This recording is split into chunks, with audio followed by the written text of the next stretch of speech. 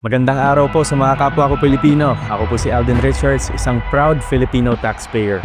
Ngayon pong panahon ng income tax filing, hinihikayat ko po ang lahat ng mga taxpayers natin na mag-file at magbayad po ng kanilang income taxes on or before April 15, 2026.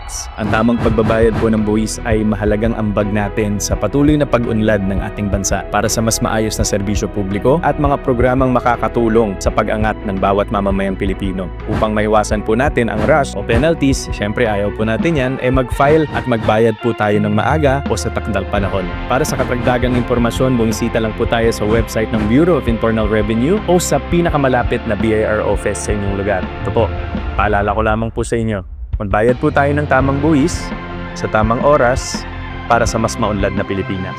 Maraming salamat po.